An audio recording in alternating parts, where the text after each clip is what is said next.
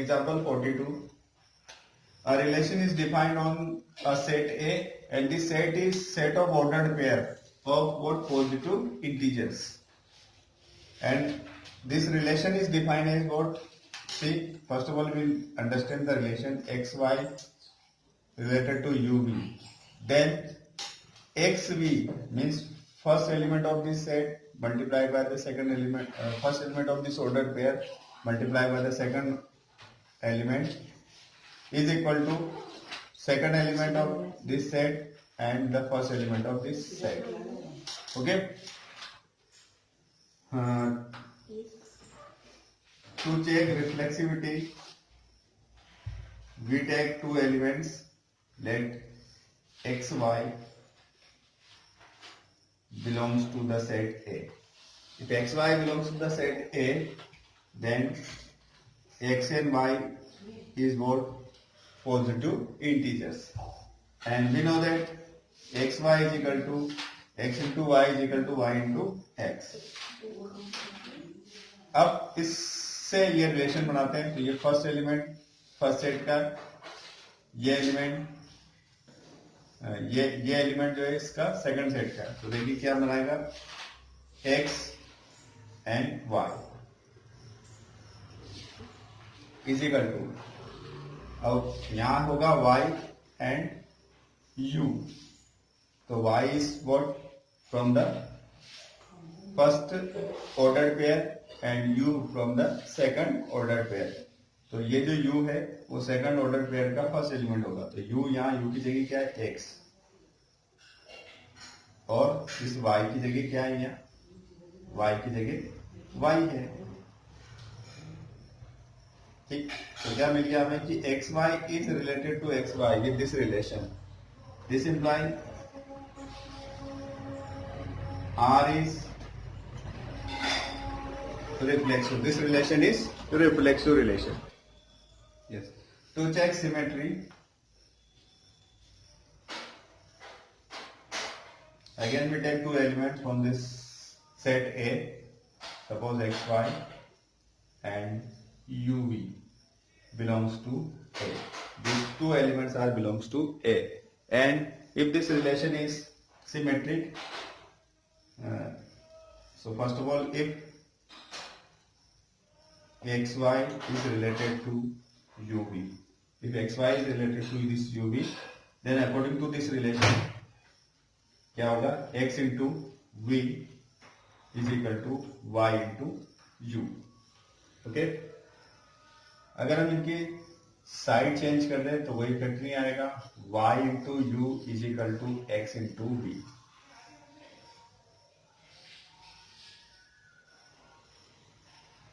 फिर इनको हम इनके ऑर्डर चेंज कर दें तो multiplication of positive integer is commutative. So this is uy is equal two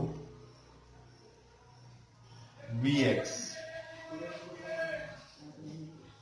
means what? देखिए u और v, x y. तो यहां से u v जो है वो फर्स्ट एलिमेंट हो जाएगा related to what? x y. देखिए इससे अपन क्या लिख सकते हैं कि this is related to this according to the definition of relation. This imply r is symmetric. R is symmetric. To check transitivity, we take three ordered pair. First is xy, uv and ab belongs to the set A. Now if xy is related to uv and uv is related to ab, this implies xv is equal to yu, and from here ub is equal to va according to the relation. This is first relation. Second,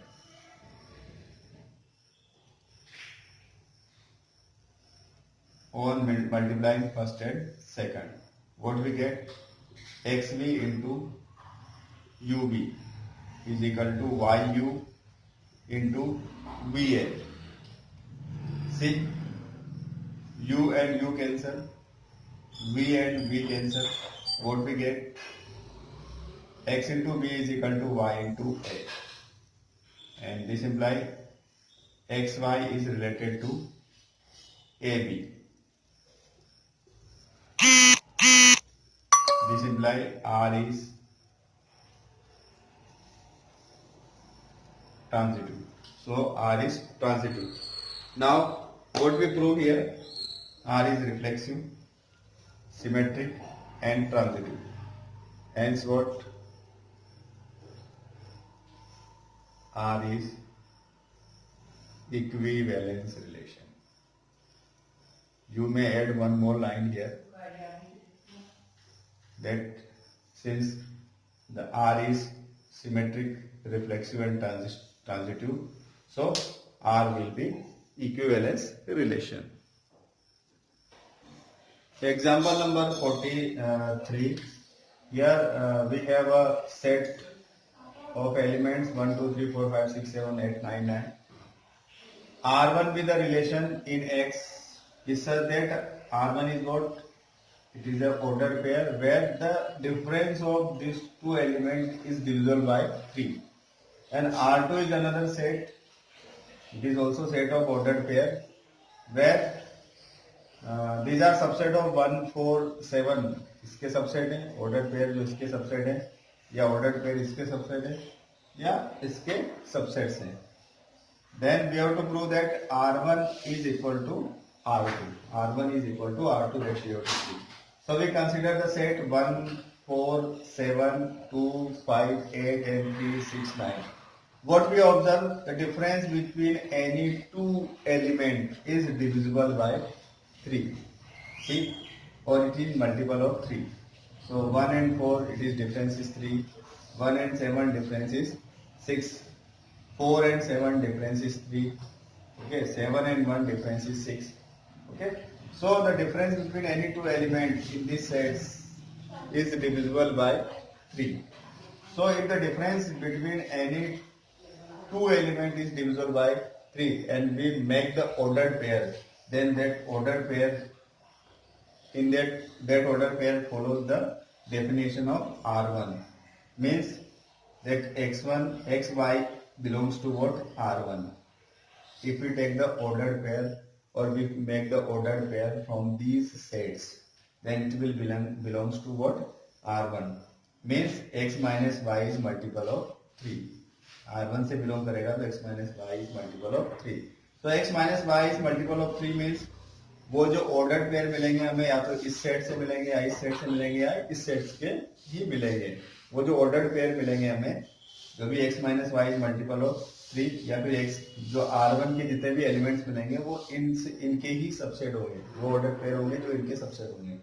इसका मतलब क्या हो गया कि जो x y है अगर इनके सबसेट है तो ये जो R2 है, R2 सेट भी क्या है? इनके सबसेट है. इसका मतलब all elements of R1 belongs to what? R2. So all elements of R1 belongs to R2 means what? R1 is subset of R2. जैसा कि 11th क्लास में सेट वाले चैप्टर में हमने कहा था, if all elements of a set belongs to the other set, then that will be subset of. अब इसका अपोजिट हम यहाँ प्रूव कर देंगे. अब हम R2 से लेते हैं. अगर कोई एलिमेंट हमने R2 से लिया, suppose this is the element of R2, so this must be subset of this और this. Okay? इनके सबसेट होंगे, इनके वो सबसेट मतलब ऑर्डर्ड पेयर होंगे. क्लियर? यहाँ से कोई भी ऑर्डर्ड पेयर लेंगे हम तो वो उसका जो है डिफरेंस 3 का मल्टीपल होगा. यहाँ से कोई भी ऑर्डर पेयर लेंगे डिफरेंस 3 का मल्टीपल होगा. यहाँ से कोई भी ऑर्डर पेयर लेंगे डिफरेंस 3 का मल्टीपल होगा. Means x minus 1 is x minus y is divisible by 3 for this. तो ये R2 का एलिमेंट था तो ये फॉलो कर रहा है अकॉर्डिंग टू द डेफिनेशन. और ये फॉलो कर रहा है तो इनके जो डिफरेंसेस है वो डिविजिबल बाय 3 हो गए, और ये डिफरेंसेस 3 से डिविजिबल हो गए, इसका मतलब क्या होगा, R1 का एलिमेंट होगा। Means all elements of R2 are elements of R1, means R2 is subset of R1। Same चीज हमने क्लास 11 में किया था कि if A is subset of B and B is subset of A, then both are equal. So here R1 is subset of R2 and R2 is subset of R1, so R1 is equal to R2, hence proved. Example number 47. Here set A is given and then we have to show that the number of relations containing 1, 2 and 2, 3 which are reflexive and transitive but not symmetric is 3. So we try to find out the relation containing 1, 2 and 2, 3. It must be reflexive, reflexive होगा तो सारे elements होने चाहिए, सारे elements की itself image होनी चाहिए, 1 की इमेज 1 होनी चाहिए, 2 की इमेज 2 होनी चाहिए, 3 की इमेज 3 होनी चाहिए, तो ये तो रिफ्लेक्सिव हो गया। अब ट्रांजिटिविटी चेक करते हैं कि वेदर इट इज ट्रांजिटिव और नॉट, 1 2 2 3, तो 1 3 होना चाहिए, 1 3 नहीं है, 1 3 इसमें ऐड कर दें 1 3, ठीक है। अब 2 3 और 3 3, तो 2 3 इसमें है, 1 1 1 2 1 2 है, 2 2 2 3 मीन्स 2 3 है, इसके बाद 3 3, इसके लिए कुछ है ही नहीं, ठीक है। तो ये रिलेशन जो है, एक रिलेशन ये बन जाएगा आपके पास R1। इसमें थोड़ा सा और ऐड कर दें, जैसे कि हमारे पास 3 3 का हम ले रहे हैं, या 1 2 है तो 2 1 ऐड कर दें,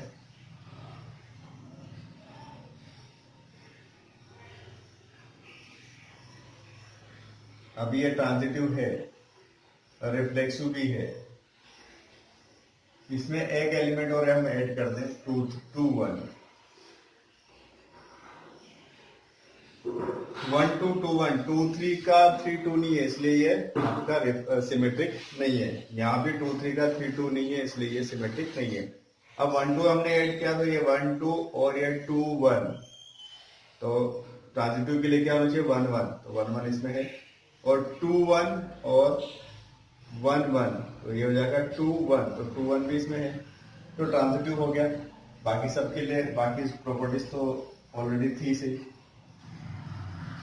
अब इस 2 1 को हटा दें और इस 3 2 अगर मैं ऐड कर दूं तो 1 2 2 3 1 1 2 2 3 3 एंड 3 2।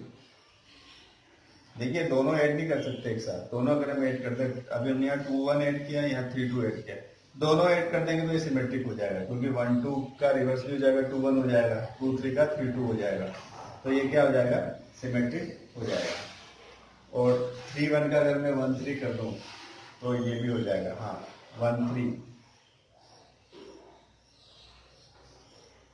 1 3 और 3 2, ये हमें यहाँ पे ऐड करना। अगर ये ऐड कर देंगे तो वापस देखिए 2 3 3 2 और ये 2 2 हो जाएगा। इसी तरह से 3 2 और 2 2, तो इसका 3 2, मतलब ये ट्रांजिटिविटी भी हो गई इसकी। तो there are 3 relation which are reflexive, transitive but not symmetric. Yes, example number 48. Here we have to show that the number of equivalence relation in the set 1 2 3 containing the two elements, that is 1 2 and 2 1 is 2. So we try to find out the equivalence relation containing these two elements 1 2 and 2 1. Equivalence means ये reflexive होना चाहिए, reflexive के लिए क्या होना चाहिए, element itself as a image 1 1 2 2 3 3, तो ये रिफ्लेक्सिव हो गया। इसके बाद सिमेट्रिक होना चाहिए, तो ये 1 2 और 2 1 सिमेट्रिक हो गया। इसके बाद ट्रांजिटिव होना चाहिए, तो ट्रांजिटिव के लिए 1 2 2 1, तो 1 1 होना चाहिए इसमें, 2 1 और 1 2, तो 2 2 होना चाहिए, ये 2 2 है। 2 1 1 1, तो 2 1 होना चाहिए, 2 1 है। ऐसे 2 2 और 2 1, तो 2 1 होना चाहिए, ठीक है। तो ये सारे एलिमेंट्स इसमें है। तो ये R1 जो है ये बन गया आपका इक्विवेलेंस रिलेशन। अगर मैं इसमें और भी एलिमेंट्स ऐड कर दूं, 3 3 जा 9 होने चाहिए, तो 1 2 3 4 5 एलिमेंट्स है। इसके ऑर्डर पेयर बनाएंगे तो 9 एलिमेंट्स मिलेंगे। तो 4 एलिमेंट्स और इसमें रिमेनिंग है। अभी ये कितने एलिमेंट्स हो गए? 5 एलिमेंट्स हो गए। तो we try to add the remaining elements. Remaining elements को हम ऐड करने की कोशिश करते हैं।